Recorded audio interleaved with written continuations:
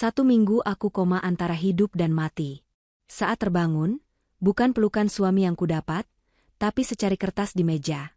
Bayar rumah sakit sendiri. Kamu cuma bikin repot.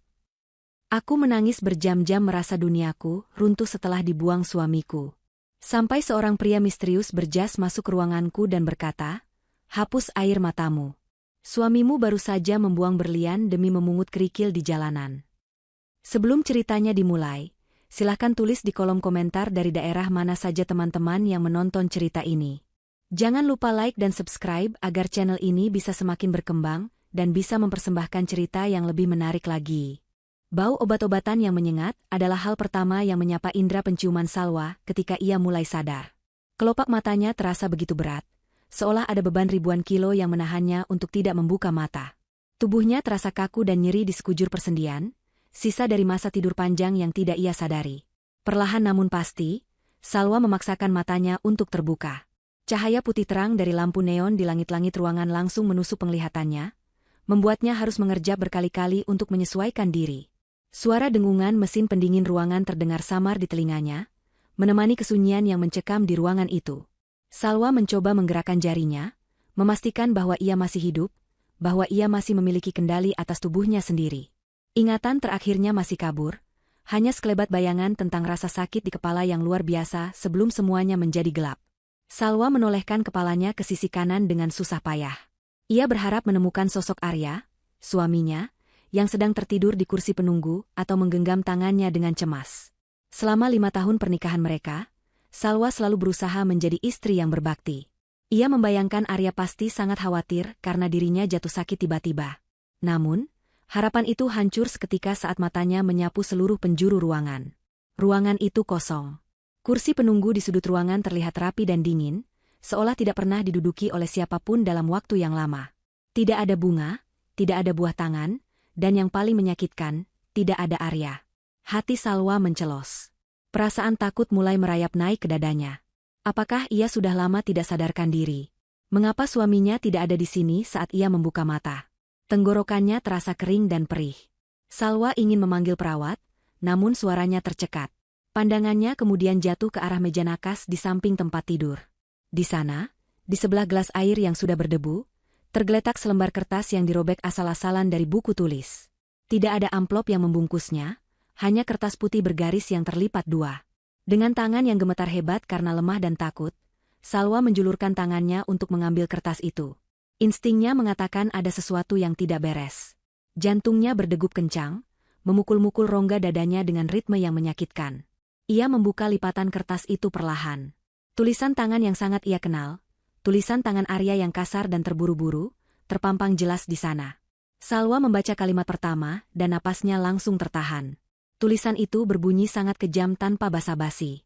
Arya menulis bahwa Salwa harus membayar biaya rumah sakit ini sendiri setelah bangun nanti. Kalimat selanjutnya bahkan lebih menusuk hati. Arya mengatakan bahwa Salwa hanya menyusahkan hidupnya saja. Di bagian akhir surat itu, Arya menulis kata perpisahan yang singkat dan dingin, menyatakan bahwa ia pergi dan tidak akan kembali lagi untuk mengurus istri yang penyakitan. Kertas itu terlepas dari genggaman Salwa dan jatuh ke lantai. Dunia seakan runtuh menimpanya saat itu juga. Air mata yang sejak tadi ia tahan akhirnya tumpah ruah membasahi pipinya yang tirus. Isak tangisnya memecah kesunyian kamar rawat inap yang dingin itu. Rasa sakit di fisiknya akibat baru bangun dari koma tidak sebanding dengan rasa sakit di hatinya. Salwa menangis terseduh-seduh, meratapi nasibnya yang begitu malang.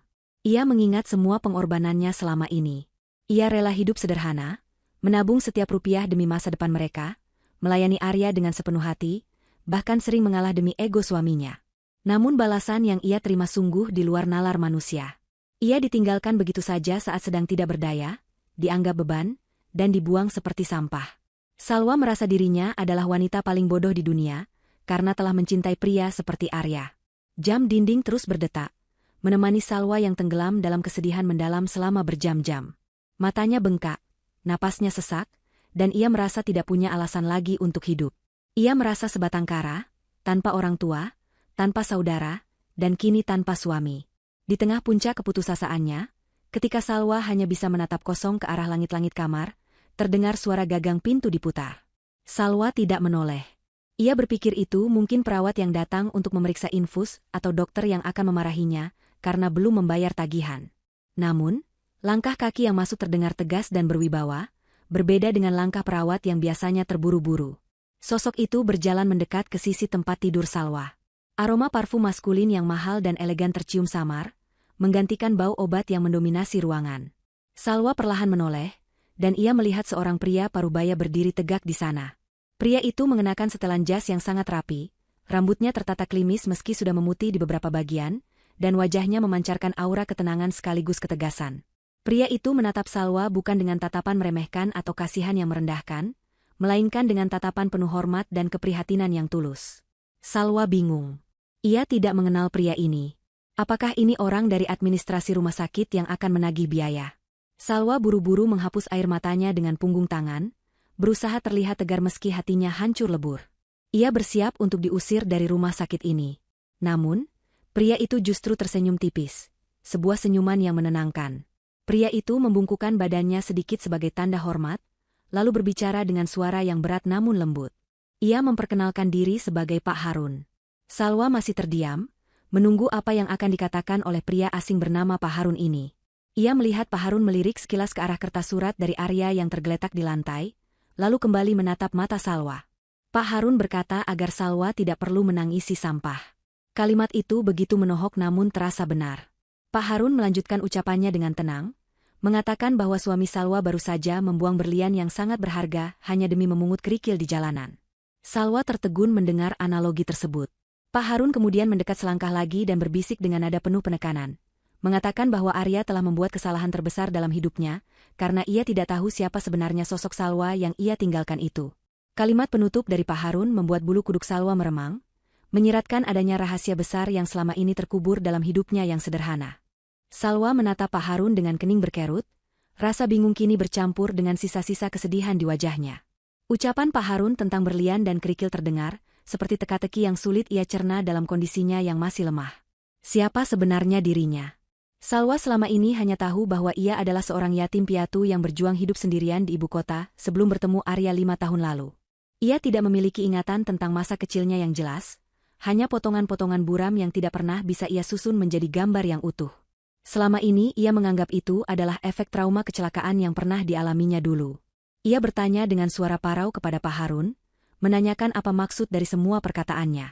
Pak Harun menarik kursi yang ada di sudut ruangan, meletakkannya di samping tempat tidur Salwa, dan duduk dengan sikap yang tetap tegak dan sopan.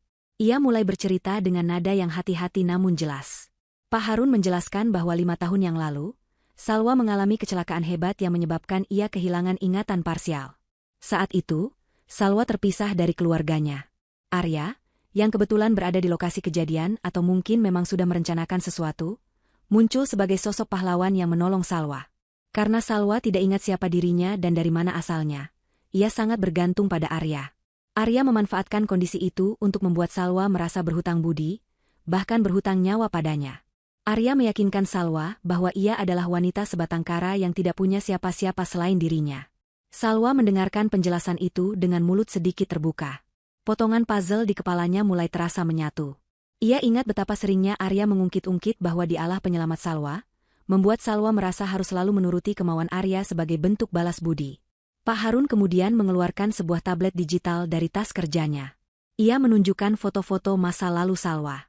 Di layar itu, Salwa melihat dirinya sendiri, namun dengan penampilan yang jauh berbeda.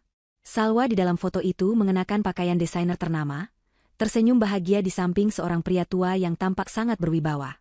Pak Harun menjelaskan bahwa pria di foto itu adalah ayah kandung Salwa, seorang konglomerat pemilik perusahaan raksasa yang bergerak di berbagai bidang. Pak Harun menjelaskan bahwa ayah Salwa telah meninggal dunia 2 tahun lalu karena sakit, dan selama sisa hidupnya, beliau tidak pernah berhenti mencari keberadaan putri tunggalnya yang hilang. Pak Harun adalah orang kepercayaan ayah Salwa yang ditugaskan untuk terus mencari hingga ketemu. Dan kini, setelah pencarian panjang yang melelahkan, Pak Harun akhirnya menemukan Salwa di rumah sakit ini, dalam kondisi yang memprihatinkan setelah ditelantarkan oleh suaminya. Fakta ini menghantam Salwa dengan keras. Ia bukan wanita miskin yang tidak punya asal-usul. Ia adalah pewaris tunggal dari kekayaan yang jumlahnya tidak pernah ia bayangkan sebelumnya. Namun, rasa sakit di hatinya belum sepenuhnya hilang. Pengetahuan tentang identitas aslinya justru membuat perlakuan Arya terasa semakin keji. Pak Harun kemudian menggeser layar tabletnya, menunjukkan data lain yang lebih menyakitkan. Itu adalah data mutasi rekening bank. Pak Harun menjelaskan bahwa selama 1 minggu Salwa terbaring koma, ia telah melakukan penyelidikan terhadap Arya. Data itu menunjukkan bahwa Arya secara diam-diam telah menguras tabungan bersama yang selama ini dikumpulkan Salwa dengan susah payah. Uang yang seharusnya digunakan untuk biaya pengobatan Salwa atau untuk masa depan mereka, justru ditransfer ke sebuah rekening atas nama Vinda. Nama itu tidak asing bagi Salwa. Vinda adalah teman dekatnya, wanita yang sering ia ajak makan bersama di rumah, wanita yang sering ia curhati tentang masalah rumah tangganya. Tubuh Salwa gemetar menahan amarah. Ternyata bukan hanya ditelantarkan, ia juga dikhianati oleh 2 orang terdekatnya sekaligus. Suami yang ia cintai dan sahabat yang ia percayai telah berselingkuh di belakangnya, bahkan tega mencuri uangnya saat ia sedang berjuang antara hidup dan mati. Pak Harun menatap Salwa dengan simpati. Ia berkata bahwa Salwa tidak perlu khawatir mengenai biaya rumah sakit atau tempat tinggal setelah ini. Semua aset dan fasilitas milik keluarga Salwa sudah siap untuk digunakan kembali oleh pemilik aslinya. Pak Harun menegaskan bahwa mulai detik ini, tugasnya adalah melindungi Salwa dan memastikan Salwa mendapatkan kembali hak serta martabatnya. Tiba-tiba, ponsel tua milik Salwa yang tergeletak di meja bergetar. Layar yang retak itu menyala, menampilkan nama kontak Arya. Jantung Salwa berdegup kencang lagi. Namun kali ini bukan karena cinta atau rindu, melainkan karena campuran rasa benci dan jijik. Salwa menatap Pak Harun sejenak, meminta kekuatan. Pak Harun mengangguk pelan, memberi isyarat agar Salwa mengangkat telepon itu untuk mendengar apa yang ingin dikatakan manusia tidak tahu diri itu. Dengan tangan gemetar, Salwa menggeser tombol hijau dan menempelkan ponsel ke telinganya. Belum sempat ia mengucapkan satu kata pun, suara ketus Arya langsung terdengar menyalak dari seberang sana. Arya tanpa basa-basi mengatakan bahwa besok ia akan datang ke rumah sakit. Bukan untuk menjenguk atau meminta maaf, melainkan membawa pengacara. Arya dengan nada sombong menyatakan bahwa ia ingin mengurus perceraian secepatnya. Ia juga memperingatkan Salwa dengan keras agar jangan berharap mendapatkan sepeser pun harta Gonogini, karena menurut Arya, Salwa tidak berkontribusi apapun dalam keuangan rumah tangga mereka. Arya menuduh Salwa hanya menjadi beban pengeluaran. Mendengar suara Arya yang penuh kebencian itu, air mata Salwa yang tadi sempat berhenti kini menetes lagi. Namun, kali ini air mata itu terasa berbeda. Itu bukan air mata kesedihan, melainkan air mata kemarahan yang membakar. Salwa mendengarkan hinaan demi hinaan yang dilontarkan Arya melalui telepon. Di sampingnya, Pak Harun mengepalkan tangannya, tampak geram mendengar suara Arya yang bocor dari speaker ponsel. Salwa menarik napas panjang, mengumpulkan sisa tenaganya. Ia tidak menjawab caci maki Arya. Ia membiarkan Arya selesai bicara sampai puas. Setelah Arya menutup teleponnya secara sepihak, Salwa menurunkan ponselnya perlahan. Ia menatap lurus ke depan, ke arah dinding putih rumah sakit. Sorot matanya yang semula sendu dan penuh keputusasaan, kini perlahan berubah menjadi tajam dan dingin. Kesadaran baru telah bangkit dalam dirinya. Ia bukan lagi Salwa yang lemah dan bodoh. Ia adalah seorang istri yang telah disakiti, dan ia memiliki kekuatan besar di belakangnya yang belum diketahui oleh musuh-musuhnya. Salwa menoleh pada Pak Harun dan mengangguk mantap, siap untuk menerima takdir barunya dan membalas setiap tetes air mata yang telah jatuh. Matahari pagi mulai menyelinap masuk melalui celah tirai jendela rumah sakit, namun kehangatannya sama sekali tidak mampu mencairkan atmosfer dingin yang menyelimuti ruangan tempat Salwa dirawat. Salwa sudah bersiap sejak subuh. Ia telah membasuh wajahnya, merapikan jilbabnya yang sederhana, dan duduk bersandar di ranjang dengan posisi senyaman mungkin. Pak Harun, pria setia yang kini menjadi satu-satunya sandaran kepercayaannya, telah menyembunyikan diri di balik tirai pemisah ruangan yang tebal. Sesuai rencana yang telah mereka susun semalam, Pak Harun tidak boleh terlihat oleh siapapun yang akan masuk sebentar lagi. Ia bertugas merekam segala kejadian sebagai bukti otentik yang tak terbantahkan di kemudian hari. Salwa menarik napas dalam-dalam, mencoba menenangkan gemuruh di dadanya. Ia harus bermain peran. Ia harus menjadi Salwa yang lama, wanita lemah, bodoh, dan penurut yang selama ini dikenal oleh suaminya. Tidak lama kemudian, suara langkah kaki yang berat terdengar mendekat dari lorong. Pintu kamar rawat inap itu didorong kasar tanpa ketukan, seolah-olah orang yang datang tidak memiliki sedikitpun rasa hormat pada penghuninya. Arya melangkah masuk dengan wajah masam yang sudah sangat dihafal oleh Salwa. Namun, yang membuat darah Salwa mendidih bukanlah kehadiran suaminya itu, melainkan sosok wanita yang mengekor di belakangnya. Vinda masuk dengan gaya yang dibuat-buat, tangannya melingkar manja di lengan Arya. Wanita itu mengenakan pakaian yang cukup mencolok dengan tas bermerek menggelantung di bahunya. Tas yang Salwa tahu betul harganya mahal dan mustahil dibeli dengan gaji Vinda sebagai staf biasa, kecuali jika ada orang lain yang membelikannya. Salwa menundukkan pandangannya, menyembunyikan kilatan amarah di matanya, dan memasang wajah sedih yang memelas. Arya tidak membuang waktu untuk berbasa-basi atau menanyakan kondisi kesehatan istrinya yang baru saja lolos dari maut. Ia langsung berjalan mendekat ke tepi ranjang, menatap Salwa dengan pandangan merendahkan dari ujung kepala hingga ujung kaki. Arya mendengus kasar, seolah keberadaan Salwa di sana hanyalah sebuah gangguan besar dalam hidupnya yang sibuk. Ia melemparkan sebuah map berwarna merah ke pangkuan Salwa dengan kasar, membuat tubuh Salwa sedikit tersentak kaget. Map itu meluncur dan berhenti tepat di atas selimut tipis yang menutupi kaki Salwa. Tanpa perlu membukanya, Salwa sudah tahu apa isinya.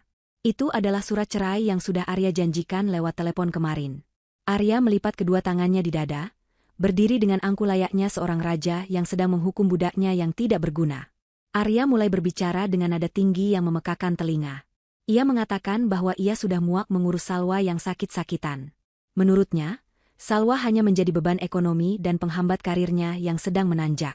Arya dengan lantang menyebutkan bahwa ia membutuhkan pendamping yang selevel, yang bisa diajak tampil di depan kolega bisnisnya, bukan wanita kampung yang hanya bisa menyusahkan seperti Salwa. Setiap kata yang keluar dari mulut Arya bagaikan pisau yang menyayat hati, namun Salwa menelannya bulat-bulat tanpa membantah. Di samping Arya, Vinda tersenyum sinis. Sahabat yang dulu sering meminjam uang pada Salwa itu, kini menatapnya dengan tatapan kemenangan. Vinda bahkan berani berkomentar dengan nada mengejek, mengatakan bahwa seharusnya Salwa sadar diri dan melepaskan Arya agar bisa bahagia dengan wanita yang lebih pantas. Salwa mengangkat wajahnya perlahan, menatap Arya dan Vinda bergantian dengan mata yang berkaca-kaca. Ia membiarkan air matanya menetes, bukan karena sedih, tapi untuk menyempurnakan aktingnya. Dengan suara parau yang sengaja ia buat terdengar lemah, Salwa bertanya apakah tidak ada kesempatan kedua bagi pernikahan mereka. Pertanyaan itu tentu saja memancing tawa mengejek dari Arya. Pria itu tertawa keras, seolah mendengar lelucon paling konyol di dunia. Ia menunjuk wajah Salwa dan mengatakan bahwa tidak ada gunanya mempertahankan sampah di dalam rumah. Arya menegaskan bahwa keputusannya sudah bulat dan tidak bisa diganggu-gugat. Ia mendesak Salwa untuk segera menandatangani berkas itu agar ia bisa segera pergi mengurus hal lain yang jauh lebih penting daripada meladeni drama istrinya. Dengan tangan yang gemetar hebat, sebagian karena emosi yang ditahan, sebagian lagi memang disengaja, Salwa membuka map merah itu. Matanya menyusuri baris demi baris klausul perceraian yang sangat tidak adil. Di sana tertulis bahwa Salwa melepaskan semua hak atas harta bersama, dan tidak akan menuntut nafkah apapun pasca perceraian. Arya benar-benar ingin membuangnya tanpa modal sepeser pun. Salwa mengambil pena yang disodorkan oleh Arya. Ia menahan napas sejenak. Dalam hatinya ia berjanji, tanda tangan ini bukanlah tanda kekalahan, melainkan tanda dimulainya perang yang sesungguhnya. Ujung pena menyentuh kertas. Dengan gerakan lambat, Salwa membubuhkan tanda tangannya di atas materai. Begitu Salwa selesai, Arya langsung menyambar map itu dengan kasar, seolah takut Salwa akan berubah pikiran. Wajahnya seketika berubah cerah, penuh dengan kelegaan dan kepuasan. Ia memeriksa tanda tangan itu sekilas, lalu tersenyum lebar pada Vinda. Mereka berdua tampak seperti pasangan yang baru saja memenangkan lotre. Arya mengecup pipi Vinda di depan mata Salwa, sebuah pemandangan yang menjijikan yang membuat perut Salwa mual. Arya kemudian menatap Salwa untuk terakhir kalinya. Ia berkata bahwa mulai hari ini, mereka adalah orang asing. Ia memperingatkan Salwa untuk tidak pernah menghubunginya lagi, apalagi datang ke kantor atau rumah mereka untuk meminta bantuan uang. Arya menekankan bahwa ia tidak sudi melihat wajah Salwa lagi dalam hidupnya.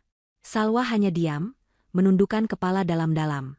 Namun, ketika Arya dan Vinda membalikkan badan dan melangkah menuju pintu keluar, Salwa mengangkat wajahnya. Sorot matanya berubah drastis. Tidak ada lagi kesedihan, yang ada hanyalah tatapan dingin yang tajam dan menusuk. Saat tangan Arya menyentuh gagang pintu, Salwa membuka mulutnya. Dengan suara yang pelan namun sangat jelas dan tegas, berbeda jauh dari intonasi lemah yang ia gunakan sebelumnya, Salwa mengucapkan kalimat perpisahannya. Ia meminta Arya untuk mengingat detik ini baik-baik. Ia mengingatkan bahwa Arya lah yang memintanya pergi, dan Arya lah yang membuangnya. Salwa menutup kalimatnya dengan peringatan dingin agar Arya jangan pernah sekali-kali berlutut untuk memintanya kembali di kemudian hari. Arya berhenti sejenak, tubuhnya kaku. Ia menoleh sedikit, menatap Salwa dengan kening berkerut, seolah heran dengan perubahan nada bicara istrinya. Namun, Rasa arogansinya menepis segala kecurigaan. Ia hanya mendengus meremehkan, menganggap itu hanyalah gertakan sambal dari wanita yang putus asa. Arya tertawa kecil, menggelengkan kepalanya, lalu menarik tangan Vinda keluar dari ruangan itu dan membanting pintu di belakang mereka. Suara debaman pintu yang tertutup menjadi tanda berakhirnya satu babak menyakitkan dalam hidup Salwa. Begitu mereka pergi, suasana hening kembali menyelimuti ruangan. Detik berikutnya, tirai di sudut ruangan tersibak. Pak Harun melangkah keluar dengan wajah tenang namun, matanya memancarkan kemarahan tertahan melihat perlakuan Arya tadi. Di tangannya, sebuah kamera kecil masih menyala, merekam detik-detik terakhir kepergian pasangan pengkhianat itu. Pak Harun menatap Salwa, bertanya apakah ibu baik-baik saja. Salwa menghapus sisa air mata palsu di pipinya dengan kasar. Ia menegakkan punggungnya, menarik napas panjang, dan menatap Pak Harun dengan penuh keyakinan. Ia mengatakan bahwa ia baik-baik saja, bahkan merasa jauh lebih baik karena sampah itu sudah pergi atas kemauannya sendiri. Salwa meminta Pak Harun untuk segera menyiapkan kepulangannya. Ia sudah tidak sabar untuk memulai permainannya. Proses administrasi kepulangan Salwa dari rumah sakit diurus dengan sangat cepat dan efisien oleh Pak Harun. Tidak ada lagi drama tagihan menunggak atau perawat yang memandang sinis karena masalah biaya. Semua sudah diselesaikan lunas. Salwa berjalan keluar dari lobi rumah sakit bukan menuju pangkalan ojek atau halte bus seperti biasanya, melainkan menuju sebuah mobil sedan hitam mengkilap yang sudah terparkir di area VIP. Seorang sopir berseragam turun dengan sigap, membukakan pintu belakang untuk Salwa sambil membungkuk hormat. Perlakuan istimewa ini masih terasa asing bagi Salwa, namun ia memaksakan diri untuk terbiasa. Ia masuk ke dalam kabin mobil yang sejuk dan beraroma kulit mewah, meninggalkan bau rumah sakit yang menyesakkan di belakangnya. Sepanjang perjalanan, Salwa menatap keluar jendela. Pemandangan kota yang sibuk bergerak cepat di matanya. Ia melihat orang-orang yang berlalu lalang, membayangkan dirinya yang dulu juga berjuang mati-matian di jalanan itu demi mengumpulkan uang receh untuk Arya. Rasa sesal sempat hinggap, namun segera ia tepis. Mobil itu melaju mulus membelah kemacetan ibu kota, menuju kawasan elit yang jarang sekali dijamah oleh orang biasa. Semakin jauh mobil melaju, gedung-gedung tinggi perkantoran berganti menjadi deretan pepohonan rindang dan pagar-pagar tembok tinggi yang menyembunyikan hunian mewah di baliknya. Akhirnya, mobil berbelok memasuki sebuah gerbang besi raksasa yang terbuka otomatis. Salwa menahan napas saat melihat bangunan di hadapannya. Sebuah mansard megah berdiri kokoh dengan arsitektur klasik yang elegan. Halaman rumput yang luas terhampar hijau, dihiasi dengan air mancur di tengahnya. Ingatan masa kecil Salwa tiba-tiba menyeruak keluar. Ia ingat pernah berlarian di halaman ini, ia ingat ayahnya pernah menggendongnya di dekat air mancur itu. Rasa haru menyeruak di dadanya, matanya kembali basah, namun kali ini karena rasa rindu yang mendalam pada orang tuanya yang telah tiada. Mobil berhenti tepat di depan pintu utama. Belasan pelayan rumah tangga sudah berbaris rapi menyambut kedatangannya. Begitu Salwa turun, mereka serempak menundukkan kepala dan mengucapkan selamat datang kembali kepada ibu. Sambutan hangat itu membuat Salwa merasa benar-benar pulang ke rumah yang sesungguhnya. Pak Harun memimpin Salwa masuk ke dalam rumah. Interior rumah itu masih sama seperti dalam ingatan samar-samarnya, penuh dengan lukisan besar dan perabot antik yang bernilai seni tinggi. Namun, Salwa tidak punya banyak waktu untuk bernostalgia. Pak Harun mengingatkan bahwa agenda mereka hari ini sangat padat. Agenda pertama adalah transformasi fisik. Salwa dibawa ke sebuah ruangan khusus yang telah disulap menjadi salon pribadi. Di sana, tim profesional yang terdiri dari ahli kecantikan, penata busana, dan dokter pribadi sudah menunggu. Mereka didatangkan khusus untuk merawat Salwa. Selama beberapa jam ke depan, Salwa menjalani perawatan menyeluruh dari ujung rambut hingga ujung kaki. Kulitnya yang kusam karena kurang rawat dan stres selama hidup susah bersama Arya, kini dirawat dengan produk-produk terbaik. Setelah perawatan fisik selesai, saatnya pemilihan busana. Pak Harun membawa Salwa ke walk-in closet yang ukurannya lebih besar dari kontrakan lamanya. Di sana tergantung deretan pakaian muslimah rancangan desainer ternama. Bahan-bahan sutra halus, katun kualitas terbaik, dan jilbab-jilbab dengan potongan elegan tertata rapi. Tidak ada satupun pakaian lusuh di sana. Salwa menyentuh kain-kain itu, merasakan kelembutannya di ujung jari. Ia memilih sebuah gamis dengan potongan sederhana namun memancarkan aura wibawa yang kuat, dipadukan dengan jilbab yang senada. Ketika ia melihat pantulan dirinya di cermin besar setinggi langit-langit, Salwa nyaris tidak mengenali sosok di depannya. Wanita di cermin itu bukan lagi istri Arya yang kumal dan menyedihkan. Wanita itu berdiri tegak, wajahnya bersinar, matanya tajam, memancarkan aura seorang pemimpin yang siap mengambil alih tahtanya. Agenda selanjutnya jauh lebih berat. Salwa dibawa ke ruang kerja mendiang ayahnya. Di atas meja kerja yang besar, bertumpuk dokumen-dokumen perusahaan yang harus ia pelajari. Pak Harun menjelaskan bahwa ayah Salwa mewariskan kepemilikan saham mayoritas di sebuah grup perusahaan raksasa, yang salah satu anak perusahaannya adalah tempat Arya bekerja. Fakta ini adalah senjata utama mereka. Salwa duduk di kursi kebesaran ayahnya, mulai membaca laporan keuangan, struktur organisasi, dan profil para direksi. Otaknya yang cerdas, yang selama ini terpendam karena sibuk mengurus rumah tangga, kini bekerja cepat menyerap semua informasi. Ia mempelajari detail proyek yang sedang dikerjakan Arya, mencari celah, dan menyusun strategi. Semalaman suntuk Salwa belajar didampingi Pak Harun, mempersiapkan kemunculan perdananya yang akan mengguncang dunia Arya. Keesokan harinya, Salwa sudah siap sepenuhnya. Pagi itu, Arya sedang berada di puncak kebahagiaannya. Ia baru saja mendapatkan promosi jabatan yang sudah lama ia incar. Di kantornya, Arya mentraktir Vinda dan beberapa rekan kerjanya makan siang mewah untuk merayakan kesuksesan sekaligus perceraiannya yang ia anggap sebagai kebebasan. Arya tertawa lepas, merasa dunia ada dalam genggamannya. Ia tidak tahu bahwa badai besar sedang bergerak menuju ke arahnya. Tepat pada pukul 10 pagi, seluruh aktivitas di kantor Arya terhenti. Layar monitor komputer di setiap meja karyawan, layar televisi di lobi, hingga layar presentasi di ruang rapat, secara otomatis berubah tampilan. Sistem internal perusahaan telah diambil alih oleh pusat untuk sebuah pengumuman mendesak. Bunyi notifikasi nyaring membuat semua orang, termasuk Arya dan Vinda, menoleh ke arah layar terdekat. Di layar tersebut, muncul sebuah logo perusahaan induk yang jarang sekali terlihat, menandakan bahwa pengumuman ini datang dari pemegang kekuasaan tertinggi. Tulisan besar muncul perlahan dengan efek dramatis, pengumuman penting, perubahan struktur kepemilikan. Arya mengerutkan kening, bingung dengan situasi ini. Ia bertanya-tanya pada rekannya apa yang sedang terjadi, namun tidak ada yang tahu. Suasana kantor yang tadinya riuh dengan pesta kecil Arya mendadak senyap dan tegang. Kemudian, teks di layar berganti, menampilkan ucapan selamat datang kepada pemilik baru yang akan segera tiba di kantor pusat untuk melakukan inspeksi mendadak dan restrukturisasi manajemen. Jantung Arya berdegup kencang tanpa alasan yang jelas. Firasat buruk mulai menjalar di tengkuknya. Ia mencoba menepisnya, meyakinkan diri bahwa perubahan pemilik tidak akan berdampak buruk pada posisinya yang baru saja naik. Namun, ia salah besar. Di luar gedung kantor, iring-iringan mobil mewah baru saja tiba. Para petugas keamanan berlarian membukakan jalan. Dari mobil utama, turunlah Pak Harun yang membukakan pintu untuk seseorang. Sepatu hak tinggi melangkah turun ke aspal, diikuti dengan kibaran ujung gamis yang elegan. Salwa berdiri tegak di depan gedung pencakar langit itu, menatap ke atas, ke lantai di mana Arya berada. Ia membetulkan letak jilbabnya, lalu melangkah masuk ke dalam lobi dengan diiringi tatapan kagum dan hormat dari semua orang yang berpapasan dengannya. Langkah kakinya terdengar mantap, menggema di lantai marmer, setiap ketukannya seolah menghitung mundur waktu kehancuran bagi mereka yang telah mengkhianatinya. Salwa sudah datang, dan ia tidak akan pulang sebelum keadilan ditegakkan. Suasana di lantai eksekutif kantor pusat terasa jauh lebih tegang daripada biasanya.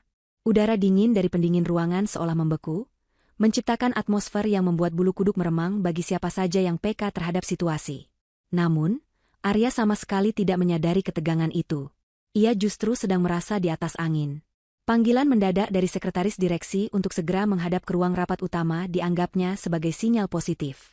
Dalam pikiran Arya yang penuh percaya diri, pemilik baru perusahaan pasti ingin bertemu langsung dengannya untuk memberikan apresiasi atas kinerja proyek terbarunya yang ia klaim sukses besar. Arya berdiri di depan cermin toilet pria, merapikan dasinya, dan menyisir rambutnya agar terlihat sempurna.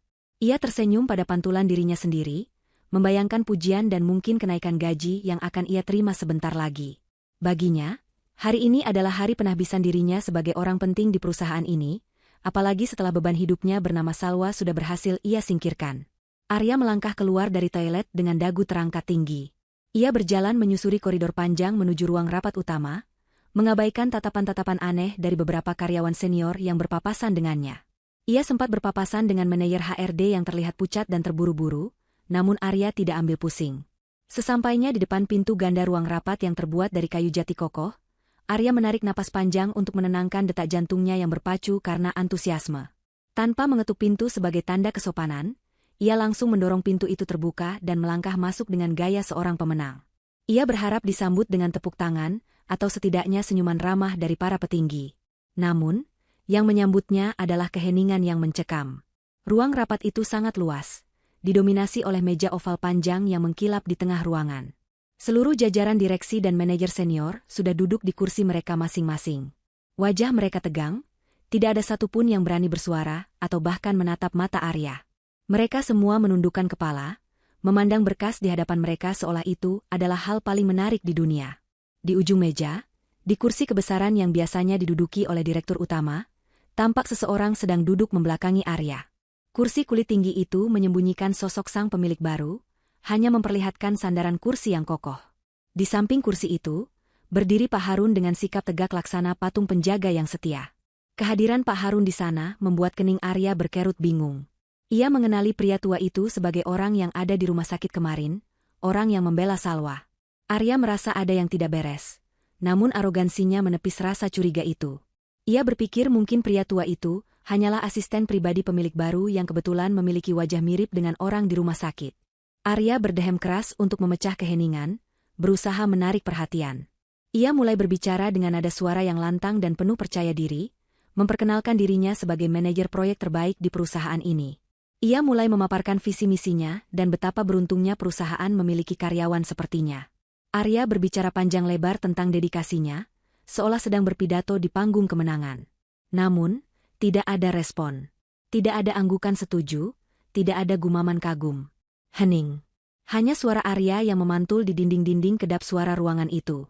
Setelah beberapa menit berbicara tanpa henti, Arya mulai merasa canggung.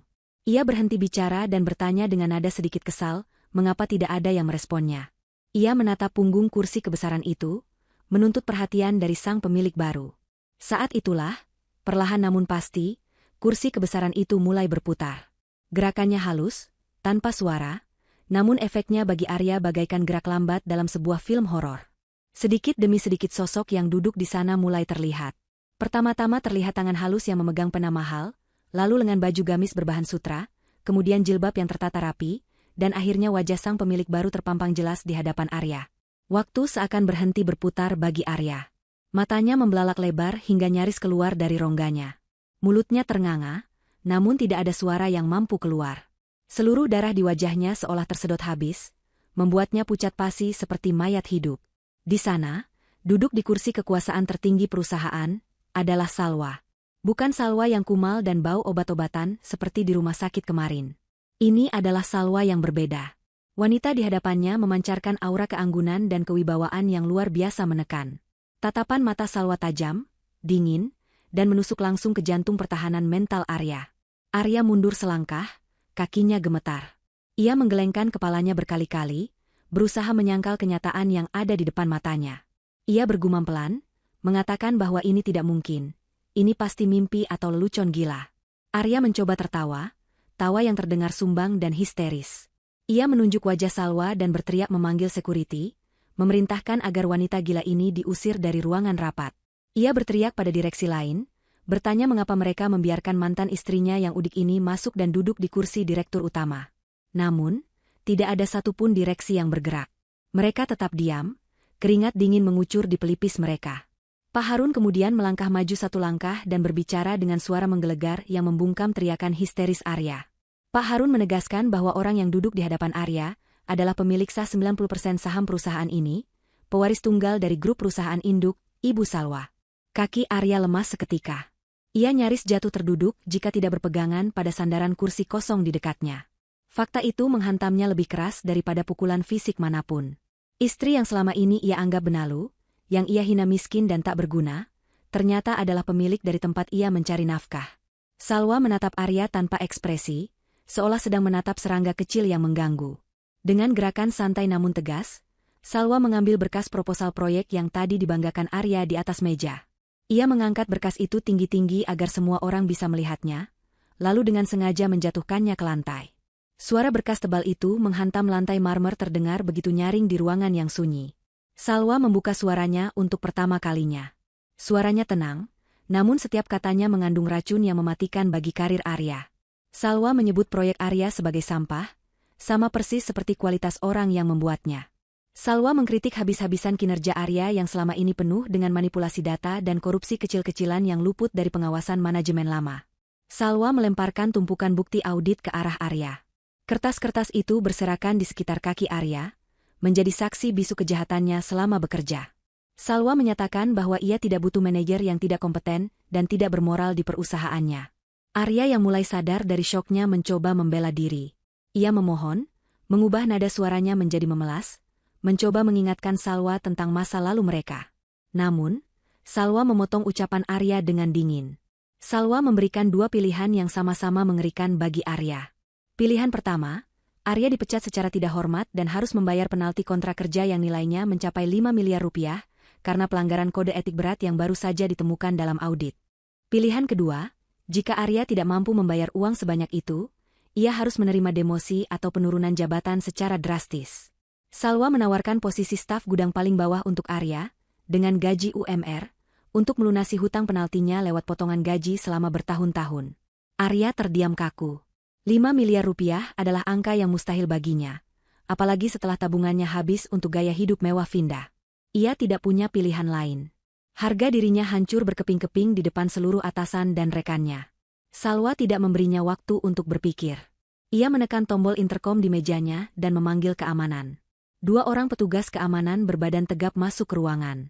Salwa memberikan perintah singkat untuk mengantar karyawan gudang baru ini ke tempat kerjanya yang seharusnya di lantai dasar. Arya diseret keluar dari ruang rapat layaknya seorang kriminal, disaksikan oleh tatapan sinis dan jijik dari orang-orang yang dulu menghormatinya. Pintu ruang rapat tertutup kembali, meninggalkan Salwa yang kembali fokus pada rapat seolah-olah Arya hanyalah gangguan kecil yang sudah dibereskan. Gudang penyimpanan barang di lantai dasar gedung pencakar langit itu, bagaikan dunia lain yang terpisah dari kemewahan lantai atas. Di sini tidak ada pendingin ruangan yang sejuk, tidak ada karpet tebal yang meredam suara langkah kaki, dan tidak ada aroma parfum mahal. Yang ada hanyalah udara panas yang pengap, debu tebal yang berterbangan di bawah sorotan lampu neon remang-remang, dan bau kardus serta keringat para pekerja kasar.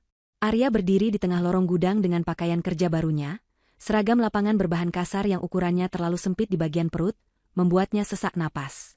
Sepatu pantofel mengkilapnya yang mahal kini sudah tertutup debu abu-abu. Ia menatap tumpukan ribuan kardus logistik yang menjulang tinggi, sampai ke langit-langit gudang dengan pandangan kosong. Baru beberapa jam yang lalu ia adalah seorang manajer yang duduk di kursi empuk dan memberi perintah lewat telepon. Sekarang, ia harus mengangkat kardus-kardus berat itu secara manual. Kepala gudang, seorang pria parubaya yang dulu sering dimarahi Arya karena masalah sepele, kini berdiri di hadapannya dengan senyum puas yang tidak disembunyikan. Pria itu memberikan instruksi dengan nada memerintah yang kasar, persis meniru gaya bicara Arya dulu. Ia menyuruh Arya memindahkan 500 kardus dari area bongkar muat ke rak penyimpanan paling ujung sebelum jam makan siang. Jika tidak selesai, Arya tidak boleh istirahat. Arya mencoba protes, mengatakan bahwa itu pekerjaan kuli, bukan pekerjaan lulusan sarjana sepertinya. Namun, kepala gudang itu hanya tertawa dan mengingatkan bahwa status Arya sekarang memang kuli, jadi kerjakan atau ia akan melapor pada pemilik baru. Mendengar nama, pemilik baru, nyali Arya langsung ciut. Ia tidak punya pilihan selain menurut. Dengan tangan gemetar dan hati yang mendongkol setengah mati, Arya mulai mengangkat kardus pertama. Beratnya luar biasa. Kardus itu berisi tumpukan kertas arsip yang padat. Baru 10 kardus, punggung Arya rasanya mau patah. Keringat bercucuran deras membasahi seragamnya, membuat bau badannya menjadi apek. Tangan halusnya yang biasa memegang pena kini mulai lecet dan melepuh. Yang lebih menyakitkan daripada rasa sakit fisik itu adalah rasa malu. Beberapa mantan bawahannya yang kebetulan lewat di area gudang untuk mengambil barang melihatnya. Mereka berbisik-bisik, menunjuk-nunjuk, dan tertawa kecil. Arya bisa mendengar ucapan mereka yang menyakitkan, tentang karma yang berlaku instan, tentang bos sombong yang akhirnya jatuh ke tanah. Arya hanya bisa menundukkan kepala, menyembunyikan wajahnya di balik tumpukan kardus, menahan air mata kemarahan dan frustrasi. Penderitaan Arya hari itu tidak berakhir di gudang. Ketika jam kerja selesai, ia berjalan gontai keluar gedung dengan tubuh remuk redam. Ia merogoh saku celananya untuk mengambil kunci mobil. Namun ia baru ingat bahwa mobilnya sudah tidak ada di parkiran VIP. Pihak leasing telah menarik paksa mobil itu siang tadi karena cicilannya macet 3 bulan. Selama ini, Salwa yang diam-diam menutupi kekurangan cicilan itu dengan uang sampingan, tapi sekarang Salwa sudah menghentikan semua aliran dana. Arya terpaksa pulang naik angkutan umum yang berdesak-desakan, sesuatu yang sudah bertahun-tahun tidak ia lakukan. Bau keringat penumpang lain, panasnya udara ibu kota, dan copet yang mengintai membuatnya semakin stres. Sesampainya di kontrakan mewah yang baru ia sewa bersama Vinda sebulan lalu, Arya berharap bisa istirahat. Namun, begitu ia membuka pintu, ia disambut oleh teriakan histeris Vinda. Rumah itu berantakan. Barang-barang belanjaan Vinda berserakan di lantai. Vinda berdiri dengan wajah merah padam, memegang beberapa kartu kredit di tangannya. Ia melempar kartu-kartu itu ke wajah Arya. Vinda menjerit marah, karena semua kartu itu ditolak saat ia sedang berbelanja di butik langganannya. Ia dipermalukan di depan teman-teman sosialitanya. Kasir mengatakan saldo tidak mencukupi dan kartu diblokir oleh bank. Vinda menuntut penjelasan, menuduh Arya tidak becus mengurus uang. Arya yang lelah fisik dan mental meledak marahnya. Ia balik membentak Vinda, mengatakan bahwa semua ini gara-gara keserakahan mereka sendiri. Arya menceritakan apa yang terjadi di kantor, tentang Salwa yang ternyata pemilik perusahaan, tentang dirinya yang turun jabatan jadi kuli gudang, dan tentang denda 5 miliar. Mendengar itu, Vinda bukannya bersimpati malah semakin murka. Ia tidak terima hidup miskin. Ia menuduh Arya bodoh, karena tidak tahu latar belakang istrinya sendiri selama bertahun-tahun. Pertengkaran hebat pun terjadi. Kata-kata kasar saling terlontar. Mereka saling menyalahkan atas kehancuran yang terjadi dalam sekejap mata ini. Tidak ada lagi kata sayang atau cinta, yang ada hanya ketakutan akan kemiskinan.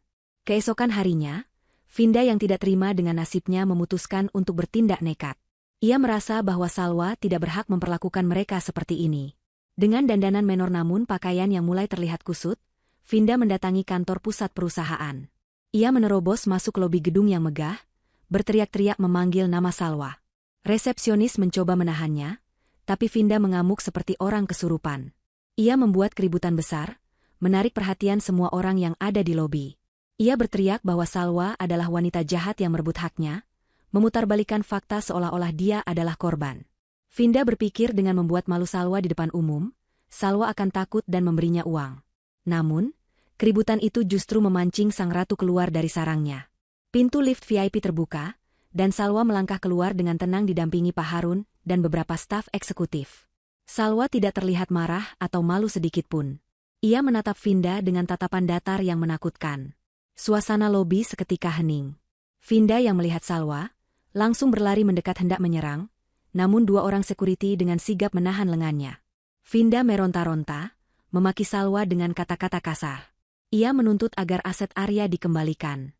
Salwa berjalan mendekat perlahan, langkah kakinya anggun namun mengintimidasi. Ia berhenti tepat 1 meter di depan Vinda. Salwa tidak berteriak, ia tidak perlu berteriak untuk didengar. Dengan suara yang cukup keras untuk didengar oleh orang-orang di sekitar namun tetap terdengar elegan, Salwa berkata bahwa tidak ada satupun aset Arya yang ia ambil, karena pada dasarnya Arya tidak pernah memiliki apa-apa. Semua kemewahan yang Arya nikmati dulu, adalah hasil keringat Salwa yang dicuri. Salwa menatap mata Vinda lekat-lekat, lalu tersenyum miring. Ia memberi isyarat tangan pada kepala keamanan untuk membereskan sampah ini. Saat sekuriti mulai menyeret Vinda keluar dari gedung, Vinda masih berusaha melawan. Salwa mendekatkan wajahnya sedikit ke telinga Vinda, saat wanita itu diseret melewatinya. Dengan bisikan yang dingin dan tajam, Salwa mengucapkan kalimat pamungkasnya. Ia mempersilakan Vinda untuk menikmati prianya. Salwa mengatakan agar Vinda mengambil saja bekas suaminya itu, karena ia sudah tidak butuh barang bekas yang cacat moral. Kalimat itu menohok harga diri Vinda. Ia diseret keluar gedung dan dilempar ke trotoar panas di depan mata banyak orang yang menonton. Pintu kaca otomatis tertutup, memisahkan Vinda yang terhina di jalanan dengan Salwa yang berdiri agung di dalam menara gadingnya. Vinda menangis meraung-raung di aspal, menyadari bahwa ia telah kalah telak sebelum perang benar-benar dimulai. Malam itu, hujan deras mengguyur kota, seolah langit turut menangis menyaksikan kebusukan hati manusia yang sebentar lagi akan terungkap. Di dalam ruang kerja pribadinya yang hangat dan mewah, Salwa duduk termenung menatap rintik air yang memukul kaca jendela besar. Suara guru terdengar sayup-sayup di kejauhan, menambah kesan dramatis pada malam yang sunyi itu. Sejak mengambil alih perusahaan dan memberi pelajaran pada Arya serta Vinda, Salwa merasa ada sedikit beban yang terangkat dari pundaknya.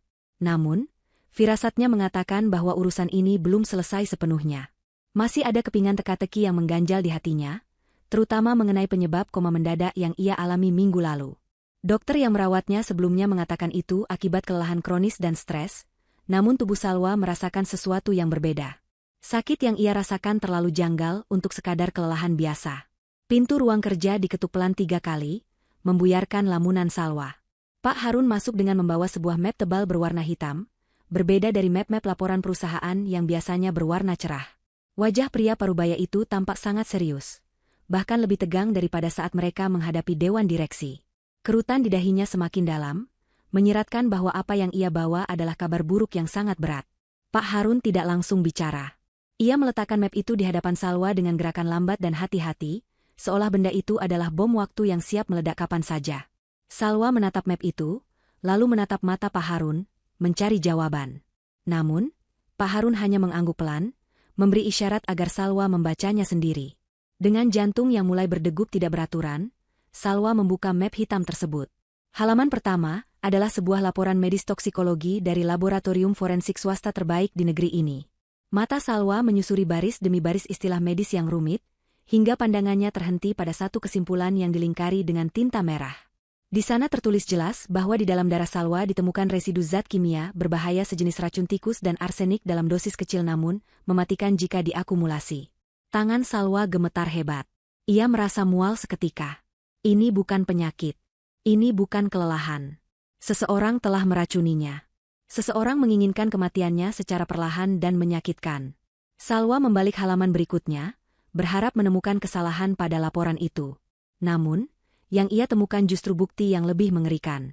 Pak Harun telah menyewa penyelidik swasta untuk menelusuri aktivitas Arya dan Vinda selama sebulan terakhir sebelum Salwa jatuh koma. Di sana terlampir foto-foto buram namun jelas yang memperlihatkan Vinda sedang bertransaksi dengan seseorang di sebuah pasar gelap obat-obatan terlarang. Ada juga rekaman struk pembelian bahan kimia berbahaya yang ditemukan di tempat sampah apartemen Vinda. Fakta-fakta itu merangkai sebuah cerita horor yang nyata. Arya dan Vinda tidak hanya berselingkuh. Mereka bersekongkol untuk membunuh Salwa. Ingatan Salwa melayang mundur ke masa-masa sebelum ia jatuh sakit. Ia teringat betapa Arya tiba-tiba menjadi sangat perhatian soal makanan dan minumannya. Setiap malam, Arya selalu menyeduhkan segelas susu hangat atau teh herbal untuk Salwa dengan alasan agar istrinya bisa tidur nyenyak dan tidak stres.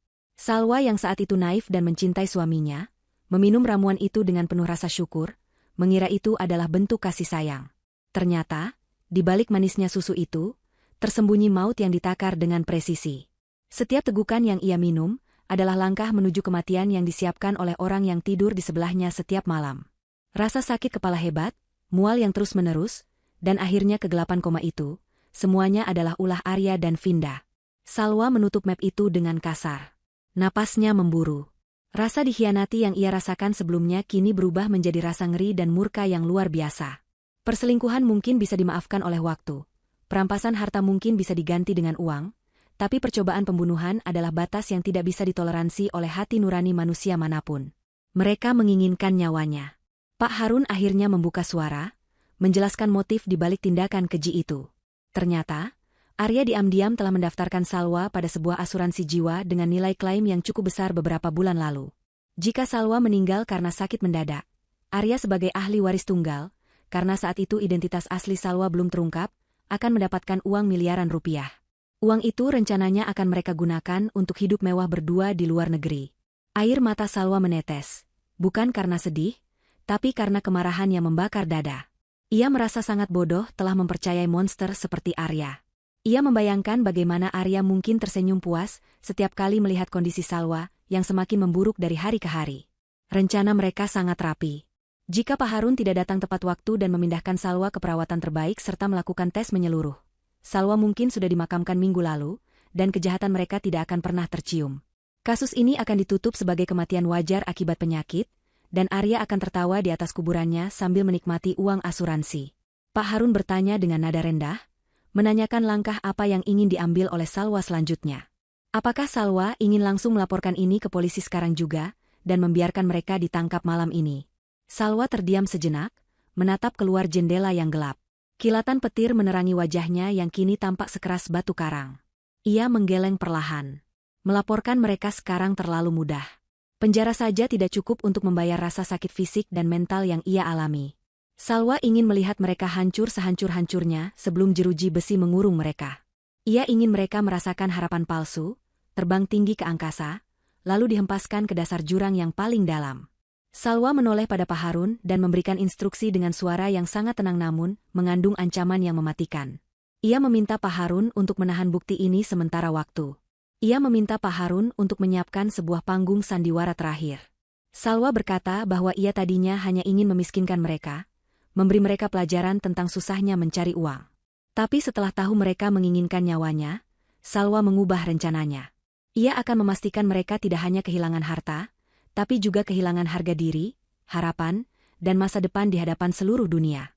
Salwa menggenggam erat hasil lab toksikologi itu, meremasnya hingga lecek. Ia bersumpah bahwa air mata yang ia keluarkan malam ini adalah air mata terakhir untuk nasib malangnya, dan besok adalah hari di mana ia akan menjadi hakim sekaligus algojo bagi masa lalunya. Seminggu berlalu sejak Arya diusir dari jabatannya dan menjadi kuli gudang. Hidupnya dan Vinda kini benar-benar berada di titik nadir. Mereka tinggal di sebuah kamar kos sempit di pinggiran kota yang lembab dan bising, jauh dari kemewahan apartemen yang dulu mereka banggakan. Uang simpanan Vinda sudah ludes untuk membayar utang gaya hidup mereka yang boros, dan gaji Arya sebagai kuli gudang bahkan belum turun. Mereka makan mie instan setiap hari, berbagi satu bungkus berdua karena harus menghemat gas. Listrik di kamar kos mereka sering mati, dan air kerannya berbau karat. Setiap hari diisi dengan pertengkaran. Vinda terus-menerus menyalahkan Arya yang dianggap tidak becus, sementara Arya menyalahkan Vinda yang terlalu boros dan serakah. Malam itu, Arya duduk melamun di lantai kasur tipis yang apek. Perutnya berbunyi karena lapar, tapi tidak ada makanan tersisa. Pikirannya kalut memikirkan denda 5 miliar yang harus ia bayar. Jika tidak, ia akan menjadi budak korporat seumur hidup atau dipenjara. Di tengah keputusasaan itu, ponsel Arya berbunyi. Sebuah pesan masuk. Jantungnya nyaris berhenti saat melihat nama pengirimnya, Salwa. Dengan tangan gemetar, Arya membuka pesan itu. Isinya singkat namun bagaikan oase di tengah gurun pasir. Salwa mengajaknya bertemu untuk makan malam. Dalam pesan itu, Salwa menulis bahwa ia sudah memikirkan semuanya dengan tenang, dan mungkin ia terlalu keras pada Arya. Salwa ingin membicarakan kemungkinan perdamaian dan pencabutan tuntutan denda. Arya melonjak kegirangan. Ia langsung membangunkan Vinda yang sedang tidur membelakanginya. Dengan mata berbinar, Arya menunjukkan pesan itu. Ia berseru bahwa rencananya berhasil. Arya dengan penuh percaya diri mengatakan bahwa Salwa pasti masih mencintainya. Menurut Arya, wanita seperti Salwa yang polos dan bodoh tidak mungkin bisa membencinya terlalu lama. Arya yakin Salwa hanya sedang emosi sesaat karena pengaruh orang-orang di sekitarnya, dan sekarang rasa cinta butanya telah kembali. Vinda awalnya ragu, curiga ini adalah jebakan. Namun, rasa lapar dan keinginan untuk kembali hidup enak mengalahkan logikanya. Arya meyakinkan Vinda bahwa ini adalah kesempatan emas mereka untuk membalikan keadaan. Jika ia bisa membuai Salwa lagi, mungkin mereka bisa mendapatkan sebagian hartanya, atau setidaknya bebas dari utang. Mereka mulai mempersiapkan diri. Masalahnya, sebagian besar baju bagus mereka sudah dijual untuk beli makan. Arya terpaksa memakai jas lamanya yang agak kusut dan bau apek karena lama tidak dilaundry. Vinda meminjam gaun dari tetangga kosnya yang ukurannya sedikit kebesaran, lalu memoles wajahnya dengan sisa-sisa kosmetik yang ia miliki setebal mungkin untuk menutupi wajahnya yang kusam dan lelah. Mereka berdiri di depan cermin retak di kamar mandi umum, saling meyakinkan bahwa mereka masih terlihat seperti pasangan kelas atas. Arya merapikan rambutnya, melatih senyum paling manis dan tatapan paling memelas yang dulu ampuh meluluhkan hati Salwa. Mereka berangkat menuju hotel tempat pertemuan dengan menggunakan taksi online, menghabiskan uang terakhir yang mereka miliki dengan harapan akan pulang membawa kemenangan besar. Sesampainya di hotel bintang 5 yang disebutkan Salwa, Arya dan Vinda sempat merasa minder. Kemewahan lobi hotel, lampu kristal yang berkilauan, dan orang-orang berpakaian rapi yang berlalu lalang membuat mereka sadar betapa rendahnya posisi mereka sekarang. Namun, Arya menggenggam tangan Vinda erat, berbisik agar tetap menegakkan kepala. Mereka diarahkan oleh resepsionis menuju sebuah ballroom privat di lantai atas. Arya semakin yakin bahwa Salwa benar-benar ingin menyambut mereka dengan istimewa. Pikirannya sudah melayang jauh, membayangkan Salwa akan meminta maaf, menangis di pelukannya, dan memintanya kembali memimpin perusahaan. Pintu ballroom dibuka oleh pelayan berseragam. Ruangan itu sangat megah, dihiasi dengan bunga-bunga segar dan penataan meja makan yang elegan. Di ujung ruangan, di atas sebuah panggung kecil yang diterangi sorot lampu lembut, Salwa berdiri. Ia tampak sangat cantik dan berwibawa dengan gaun malam tertutup yang sopan namun mewah. Tidak ada senyum di wajahnya, namun Arya menafsirkan itu sebagai ekspresi rindu yang tertahan. Tidak ada tamu lain di sana, hanya mereka bertiga dan beberapa pelayan yang berdiri patung di sudut-sudut gelap ruangan. Keheningan ruangan itu terasa sakral bagi Arya. Arya melepaskan gandengan tangan Vinda dan melangkah maju dengan percaya diri. Ia memasang wajah sedih yang sudah ia latih, matanya dibuat berkaca-kaca. Ia memanggil nama Salwa dengan nada lembut yang dibuat-buat. Arya mulai merangkai kata-kata manis, mengatakan betapa ia menyesal, betapa ia menderita tanpa Salwa, dan betapa ia menyadari bahwa Salwa adalah satu-satunya wanita yang ia cintai. Vinda di belakangnya hanya menunduk, berpura-pura menyesal sesuai skenario yang Arya susun. Arya terus berjalan mendekat ke panggung, merasa kemenangannya sudah di depan mata. Ia melihat Salwa tidak bergerak, tidak menjauh, yang ia artikan sebagai penerimaan. Ketika jarak mereka tinggal beberapa langkah, Arya merentangkan kedua tangannya. Ia bersiap untuk memeluk Salwa, memberikan pelukan hangat yang ia yakin akan meluluhkan sisa-sisa kemarahan istrinya. Dalam hati Arya bersorak, membayangkan uang miliaran yang akan kembali ke tangannya. Namun, saat ujung jari Arya hampir menyentuh kain pakaian Salwa, wanita itu mundur satu langkah dengan gerakan cepat dan tegas. Wajah Salwa yang tadinya datar berubah menjadi ekspresi jijik yang tidak ditutup-tutupi. Salwa mengangkat tangannya, telapak tangannya terbuka menahan tubuh Arya. Dengan suara yang lantang dan bergema di seluruh ruangan ballroom yang sunyi itu, Salwa memerintahkan Arya untuk berhenti. Ia melarang keras Arya menyentuhnya dengan tangan kotor itu. Arya terhenti mendadak, bingung dan kaget. Senyum manisnya membeku di wajah. Sebelum Arya sempat bertanya apa maksudnya, Salwa menunjuk ke arah belakang Arya, ke sebuah layar proyektor raksasa yang baru saja turun dari langit-langit ruangan. Salwa berkata dengan nada dingin yang menusuk tulang, menyuruh Arya dan Vinda untuk menonton layar di belakang mereka sebelum mereka berani bicara soal cinta dan maaf. Lampu ruangan tiba-tiba padam total, menyisakan kegelapan yang mencekam. Hanya cahaya dari layar raksasa itu yang menyala terang, menyilaukan mata Arya dan Vinda. Jantung Arya berdetak kencang, firasat buruk yang luar biasa menyergapnya. Di layar itu, mulai muncul gambar statis yang kemudian bergerak. Itu adalah rekaman CCTV. Kualitas gambarnya sangat jernih. Lokasinya di dapur rumah lama mereka. Tanggal dan waktunya tertera jelas di pojok layar, 1 bulan yang lalu. Di video itu, terlihat jelas sosok Vinda yang sedang menuangkan bubuk misterius dari bungkusan kecil ke dalam gelas susu Salwa, sementara Arya berdiri di sampingnya sambil mengaduk minuman itu dan tertawa kecil. Video itu adalah bukti tak terbantahkan dari dosa terbesar mereka. Arya merasa kakinya lemas, lututnya goyah, dan dunia di sekitarnya seakan runtuh menimpanya saat itu juga. Jebakan telah tertutup rapat, dan tidak ada jalan keluar bagi tikus yang terperangkap. Suara tawa jahat Arya dan Vinda yang terekam dalam video itu menggema ke seluruh penjuru ballroom, memantul di dinding-dinding mewah dan menusuk gendang telinga pemilik aslinya yang kini berdiri mematung. Di layar raksasa itu, adegan demi adegan kejahatan mereka terputar dengan sangat jelas. Terlihat tangan Vinda yang menaburkan bubuk putih ke dalam gelas, terdengar suara Arya yang berkata bahwa dosisnya harus ditambah agar Salwa cepat mati dan uang asuransi segera cair. Mereka membicarakan rencana liburan ke Eropa menggunakan uang kematian Salwa sambil tertawa di atas penderitaan wanita yang sedang sakit itu. Arya menatap layar itu dengan mata melotot, napasnya tercekat di tenggorokan. Keringat dingin sebesar biji jagung mengucur deras dari pelipisnya. Ia ingin memejamkan mata, ingin menutup telinga, tapi tubuhnya kaku seolah lumpuh oleh rasa takut yang amat sangat. Vinda di sampingnya sudah jatuh terduduk di lantai, wajahnya pucat pasi seperti mayat, tangannya menutupi mulut menahan jeritan histeris. Video itu berakhir dengan layar yang menjadi hitam, menyisakan keheningan yang jauh lebih menakutkan daripada suara apapun. Arya menelan ludah, tenggorokannya terasa kering seperti gurun pasir. Ia mencoba menyusun kata-kata penyangkalan di kepalanya, berpikir untuk berteriak bahwa video itu palsu, bahwa itu rekayasa kecerdasan buatan, atau apapun yang bisa menyelamatkan lehernya. Namun, sebelum suara keluar dari mulutnya, lampu-lampu sorot di sekeliling ruangan tiba-tiba menyala terang benderang secara bersamaan. Cahaya yang menyilaukan itu memaksa Arya menyipitkan mata. Ketika penglihatannya mulai beradaptasi, barulah ia menyadari mimpi buruk yang sesungguhnya. Ruangan itu tidak kosong. Di balik kegelapan yang tadi menyelimuti sisi-sisi ruangan, ternyata duduk puluhan orang yang kini menatapnya dengan tatapan tajam dan menghakimi. Di barisan depan, duduk para investor perusahaan, dewan direksi yang dulu memecatnya, dan beberapa rekan bisnis ayah Salwa.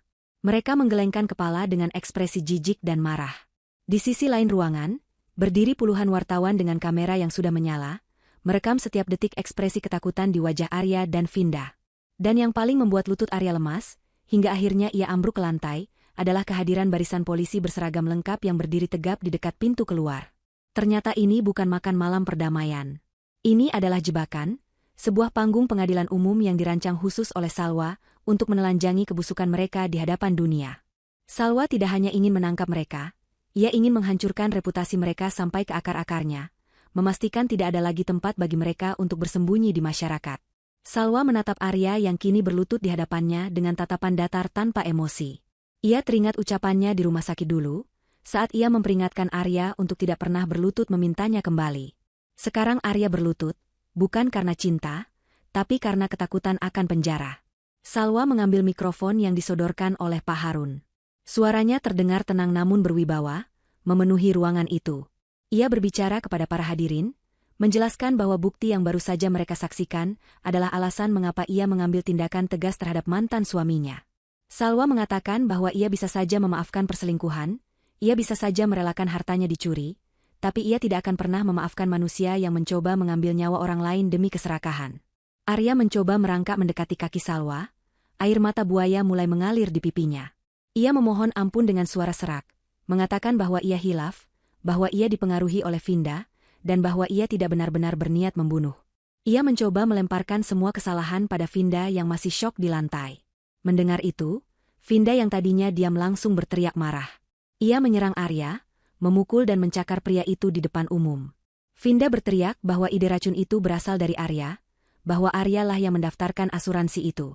Mereka berdua saling serang, saling menyalahkan, mempertontonkan keruntuhan hubungan mereka yang dibangun di atas pondasi kejahatan.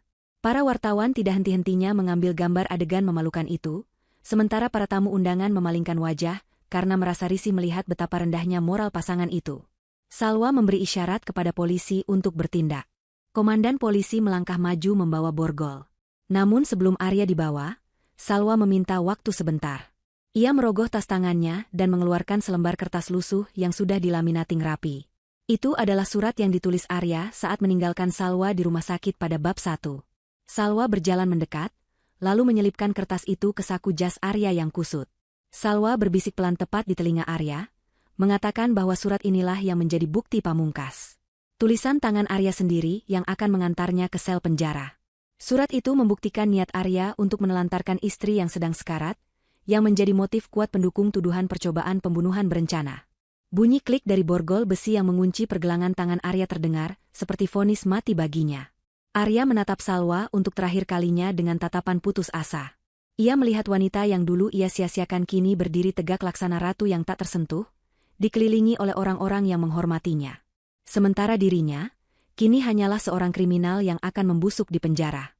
Polisi menyeret Arya dan Vinda keluar dari ballroom, diiringi kilatan lampu kamera wartawan. Tidak ada lagi kesombongan, tidak ada lagi gaya hidup mewah. Malam itu menjadi akhir dari segalanya bagi Arya dan Vinda, dan menjadi awal kebebasan yang sesungguhnya bagi Salwa. Salwa melihat punggung mereka menghilang di balik pintu, lalu ia menghela napas panjang, melepaskan semua beban masa lalu yang selama ini menghimpit dadanya. Bab 10, Karma dan Kebebasan. 6 bulan telah berlalu sejak malam penangkapan yang menggemparkan itu. Roda kehidupan telah berputar 180 derajat, menempatkan setiap orang pada posisi yang pantas mereka dapatkan sesuai dengan perbuatan mereka. Di sebuah lembaga pemasyarakatan dengan keamanan maksimum, Arya duduk meringkuk di sudut sel yang lembab dan gelap. Dinding beton yang dingin menjadi satu-satunya teman bicaranya sehari-hari. Ia divonis hukuman penjara 20 tahun atas tuduhan percobaan pembunuhan berencana dan penipuan asuransi. Namun, hukuman penjara bukanlah satu-satunya karma yang harus ia tanggung. Stres berat dan depresi akibat jatuh dari puncak kesuksesan ke dasar jurang kehinaan telah merusak tubuhnya. Arya terserang stroke ringan sebulan setelah masuk penjara. Kini, separuh tubuh bagian kanannya sulit digerakkan. Mulutnya sedikit miring, dan ia berbicara dengan tidak jelas. Setiap hari, Arya hanya bisa menatap pintu sel jeruji besinya, berharap ada seseorang yang datang menjenguk. Ia merindukan wajah manusia yang peduli padanya. Namun, harapan itu selalu sia-sia. Teman-teman kantornya dulu sudah melupakannya, bahkan mungkin menertawakannya. Keluarganya malu dan memutus hubungan. Dan Vinda, wanita yang karenanya ia rela membuang istri sebaik Salwa, kini ditahan di penjara wanita di seberang kota dan kabarnya sering terlibat perkelahian dengan narapidana lain. Arya benar-benar sendirian. Dalam kesunyian malam yang mencekam, seringkali bayangan wajah Salwa muncul di benaknya. Ia teringat bagaimana Salwa dulu dengan telaten memijat kakinya saat ia pulang kerja, bagaimana Salwa membuatkan makanan kesukaannya, dan bagaimana Salwa merawatnya saat ia sakit demam. Penyesalan itu datang bagaikan ombak besar yang menghantam karang, menghancurkan sisa-sisa kewarasan Arya. Ia menangis tanpa suara, air matanya membasahi lantai semen yang kotor. Ia menyadari betapa bodohnya ia telah membuang berlian demi kerikil, persis seperti ucapan Pak Harun di awal cerita. Ia memiliki istri yang sempurna, kaya raya, dan setia, tapi keserakahannya sendiri yang menutup matanya.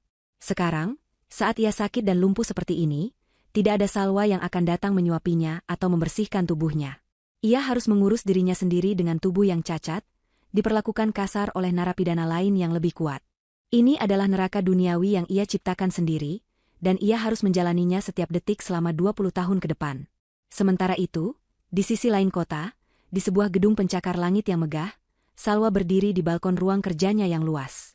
Angin sore yang lembut menerpa wajahnya, menerbangkan ujung jilbabnya dengan anggun. Pemandangan kota metropolitan terhampar di bawah kakinya, berkilauan ditimpa cahaya matahari terbenam. Salwa kini bukan hanya seorang pewaris kekayaan, tapi juga seorang pemimpin bisnis yang disegani. Di bawah kepemimpinannya, perusahaan peninggalan ayahnya berkembang pesat. Ia dikenal sebagai pemimpin yang tegas namun berhati mulia. Namun, pencapaian terbesar Salwa bukanlah keuntungan perusahaan, melainkan sebuah yayasan sosial yang baru saja ia resmikan minggu lalu. Yayasan itu didirikan khusus untuk membantu wanita-wanita korban kekerasan dalam rumah tangga dan ibu tunggal yang ditelantarkan suami mereka. Salwa ingin memastikan tidak ada wanita lain yang harus merasakan kepedihan dan ketidakberdayaan seperti yang pernah ia rasakan. Ia menggunakan pengalaman pahitnya sebagai bahan bakar untuk memberdayakan sesama perempuan. Ia memberikan pelatihan kerja, bantuan hukum, dan modal usaha bagi mereka yang membutuhkan. Melihat senyum para wanita yang berhasil bangkit kembali berkat bantuannya, memberikan kepuasan batin yang jauh lebih berharga daripada harta benda apapun. Hati Salwa kini penuh, tidak ada lagi ruang untuk dendam atau kebencian pada masa lalu. Arya dan Vinda hanyalah sejarah kelam yang telah membentuknya menjadi wanita kuat seperti sekarang. Pintu kaca balkon terbuka, dan Pak Harun melangkah keluar membawa 2 cangkir teh hangat. Pria tua setia itu tersenyum melihat atasan sekaligus anak asuhnya yang kini tampak begitu bercahaya. Pak Harun meletakkan cangkir teh di meja kecil, lalu berdiri di samping Salwa, ikut memandang Cakrawala. Ia teringat saat pertama kali menemukan Salwa di rumah sakit 6 bulan lalu, terbaring lemah dan hancur. Transformasi yang terjadi sungguh luar biasa. Pak Harun merasa tugasnya menjaga amanah mendiang ayah Salwa telah tunai dengan sempurna. Pak Harun menoleh pada Salwa dan mengajukan pertanyaan sederhana yang penuh makna. Ia bertanya apakah ibu bahagia sekarang. Salwa terdiam sejenak, meresapi pertanyaan itu. Ia menarik napas panjang, menghirup udara kebebasan yang segar. Dulu, ia menggantungkan kebahagiaannya pada senyum Arya. Dulu, ia merasa hidupnya tidak berarti jika tidak melayani suaminya. Tapi sekarang, ia sadar bahwa sumber kebahagiaan itu ada di dalam dirinya sendiri, dalam kemampuannya untuk berdiri di atas kaki sendiri dan bermanfaat bagi orang lain. Salwa menoleh pada Pak Harun dan tersenyum tulus. Senyuman paling indah yang pernah ia berikan. Ia menjawab dengan mantap bahwa ia sangat bahagia. Ia mengatakan bahwa kebahagiaannya kini tidak lagi bergantung pada validasi orang lain, tidak pada suami, dan tidak pada status. Kebahagiaannya adalah miliknya sendiri, yang ia bangun dengan keringat dan air mata. Salwa mengambil cangkir tehnya, mengangkatnya sedikit seolah bersulang untuk masa depan. Ia memandang langit yang mulai berubah warna menjadi jingga keemasan. Cerita hidupnya yang penuh air mata telah berakhir, dan lembaran baru yang penuh harapan telah terbuka lebar. Salwa meneguk tehnya, merasakan kehangatan yang menjalar ke seluruh tubuh, siap menyambut hari esok dengan hati yang lapang dan jiwa yang merdeka.